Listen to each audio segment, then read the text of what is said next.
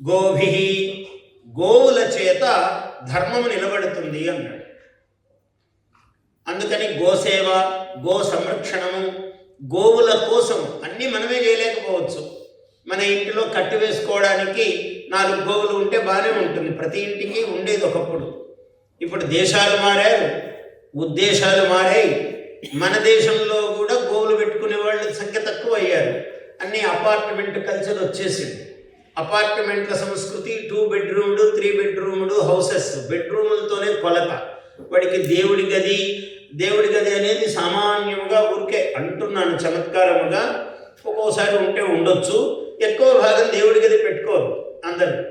వాడికి బెడ్రూములే ముఖ్యం. వాడి జీవితం అంతా బెడ్రూముల్లోనే గడిపేటట్టు. అడగగానే నేను అపార్ట్మెంట్ కొన్నానండి, ఇల్లు కొన్నానండి అనగానే 2 బెడ్రూమ్డా 3 బెడ్రూమ్డా అని అడుగుతాడు ఫస్ట్. అడగగానే వాడు ఏదో చెప్తాడు, లేదు 2, 3 కాదండి 4 బెడ్రూములు అంటే. వాడు ఎప్పుడు బెడ్రూమ్లోనే ఉండేటట్టు. వాడు ఇప్పుడు లివింగ్ హాల్ అండి అంటాడు. అంటే తక్కిన హాల్లో వాడు జీవించనట్లు ఇక్కడే జీవిస్తాడు.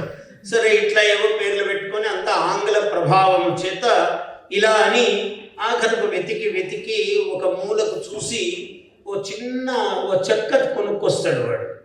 వీడు పడుకోవడానికి ఇంత మాస్టర్ బెడ్రూమ్ అండి, ఇది పెద్ద అబ్బాయి బెడ్రూమ్ అండి, ఇది చిన్న అబ్బాయి బెడ్రూమ్ అండి, ఇది అమ్మాయి బెడ్రూమ్ అండి అని అందరికీ బెడ్రూములు ఇంత హాళ్ళు అన్నీ చెప్పి ఆఖరికి దేవుడు ఉండేదానికి ఏం చేస్తాడంటే ఒక చెక్క ముక్క ఒకటి కొని అక్కడ కొట్టి దాంట్లోనే గణపతి, దాంట్లోనే అమ్మవారు, అందులోనే శ్రీచక్రము, అందులోనే పరమశివుడు. ఏమన్నా పాపం, ఒరే నాయన ఒకరి మీద ఒకరిని పెట్టావురా, ఇబ్బందిరా, ఇరుకురా అని ఎవరన్నా అంటారా వీళ్ళల్లో? అందులో కుమారస్వామి, అందులో వెంకటేశ్వర స్వామి, ఎవ్వరూ నోరు తెరిచి నాయన ఇరుకుగా ఉందిరా అని అనరు.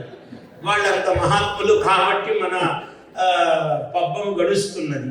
అందుకని అందరినీ అక్కడ కొట్టి, ఇంకా వాళ్లకు మాధ్యాహ్నికము రాత్రి నివేదన ఏమిటంటే ఇంతమందికి వాడు ఆకులో ఒక ఇంత బెల్లం ముక్క పెట్టి వాడు ఓం ఓం ఓం అని దాన్నే వాడు ఇదే షడ్రసోపేతమైన వాడు తినేటప్పుడు బెల్లం ముక్క తింటాడా? వాడు అన్నీ కావాలి వీడికి.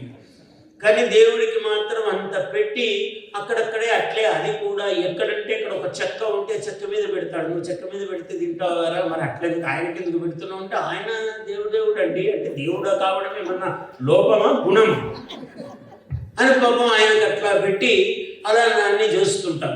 ఇట్లా మానవ జీవితం ఏమిటంటే దేవత ప్రాధాన్యము తగ్గి భాష కూడా